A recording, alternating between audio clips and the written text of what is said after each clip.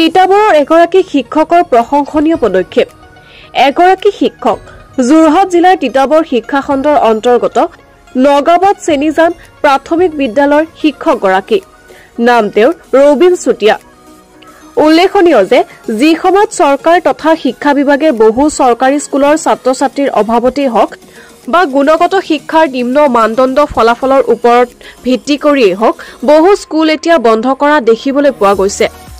ঠিক তেনে সময়তো কিন্তু ৰবিন চুটিয়াই তেওঁ নিজৰ ইতিবাচক দৃষ্টিভংগী চিন্তা তথা কৰ্মৰ দ্বাৰা ছাত্ৰ ছাত্ৰীসকলৰ লগতে ৰাইজৰ সমাদৰ লাভ কৰিবলৈ সক্ষম হৈছে।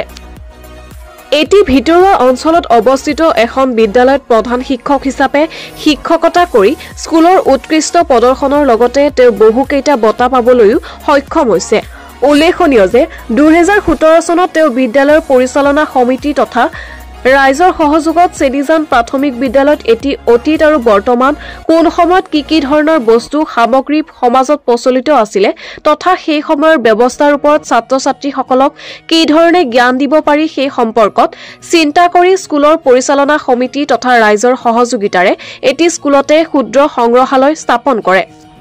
উক্ত সংগ্ৰহালয়ত 100 বছৰ অধিক পুৰণি সামগ্ৰী যেনে তলিয়া 1903 চনৰ মুদ্ৰা 80 বছৰীয়া পুৰণি বাঁহেৰে তৈয়াৰ কৰা জপা বিভিন্ন জাতি জনগোষ্ঠীয়ে ব্যৱহাৰ কৰা গামোচা বিভিন্ন জনগোষ্ঠীয়ে ব্যৱহাৰ কৰা উৰাল ডেমা মুঠিয়া দুলৰি ভাঙুৰি বিভিন্ন বাঁহেৰে তৈয়াৰী কৰা ঢেঁকী ড্ৰোন যঁতৰ ইত্যাদি সংৰক্ষণ কৰিছে। ইয়াৰ লক্ষ্য আৰু উদ্দেশ্য সম্পৰ্কে প্ৰধান শিক্ষক ৰবিন চুটিয়াই এনেদৰে কয়। আমাৰ এই চেনিজান প্ৰাথমিক বিদ্যালয়ত আমি এই সংগ্ৰহালয় ভাগ আমাৰ মনলৈ এটা সংগ্ৰহালয় প্ৰতিষ্ঠা কৰিবৰ কাৰণে মনত সৃষ্টি হৈছিল ভাৱ সৃষ্টি হৈছিল। আমি 2016 চনৰ পৰা আমি চিন্তা কৰিছিলোঁ। 2017 চনৰ 14 নৱেম্বৰ তাৰিখত পৰিচালনা সমিতি মাতৃগোট অভিভাৱক আদি সকলোৰে সহযোগত আমি বিদ্যালয়ত ক্ষুদ্ৰ সংগ্ৰহালয় প্ৰতিষ্ঠা কৰা হ'ল।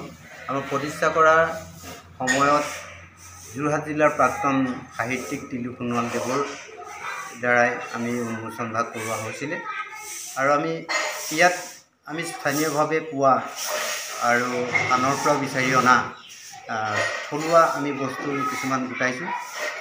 এই সংগ্ৰহালয় ভাগত 100 বছৰীয়া পুৰণি 160 বছৰীয়া পুৰণি আৰু 1903 চনৰকে ধৰি মুদ্ৰা ইংৰাজী দিনৰ মুদ্ৰা এনেকৈ ধৰণৰ আমি সংগ্ৰহ কৰিছোঁ। তাত বহুত বস্তুৱে ৰাখিছোঁ আৰু যিবোৰ বস্তুৰ পৰা আমাৰ বিদ্যালয়ত ছাত্ৰ ছাত্ৰীক আমি প্ৰতিটো বস্তুৰ পৰা এটা এটা আমি নিউজ ডেস্ক ৰিপৰ্ট নিয়মীয়া খবৰ।